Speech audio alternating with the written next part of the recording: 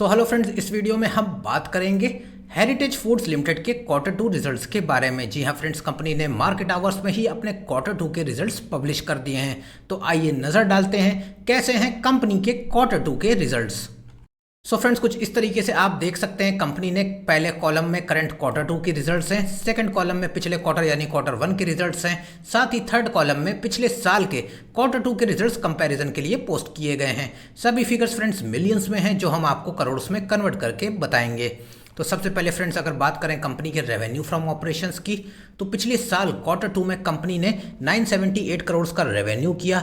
Quarter 1 की बात करें तो कंपनी ने 1032 करोड़ का रेवेन्यू किया। वहीं अब करंट क्वार्टर 2 में कंपनी का रेवेन्यू 1019 करोड़ पर आ गया है। यानी कि फ्रेंड्स, ईयर ऑन ईयर देखें तो कंपनी का रेवेन्यू बढ़ा है, वहीं पिछले क्वार्टर से देखें तो कंपनी के रेवेन्यू में एक गिरावट आपको नजर आएगी।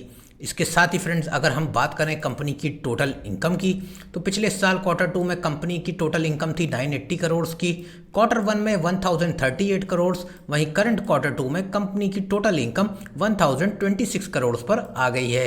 यानी कि फ्रेंड्स, ईयर ऑन ईयर तो कंपनी की टोटल इनकम बढ़ी है, वहीं पिछले क्वार्टर से देखें तो कंपनी की इनकम में एक गिरावट आपको नजर आएगी। इसके साथ ही फ्रेंड्स, अगर बात करें कंपनी के टोटल एक्सपेंसेस यानी खर्चों की, तो पिछले साल क्वार्टर 2 में कंपनी ने 948 करोड़ खर्च किए, क्वार्टर 1 में 958 करोड़ खर्च किए, वहीं करंट क्वार्टर 2 में कंपनी के खर्चे 957 करोड़ पर आ गए हैं। यानी कि फ्रेंड्स, ईयर ऑन ईयर तो कंपनी के खर्चे बढ़े हैं, वहीं जब इनकम कम हुई है तो पिछले क्वार्टर से कंपनी के खर्चे भी करंट क्वार्टर 2 में कम होते हुए साफ देखे जा सकते हैं।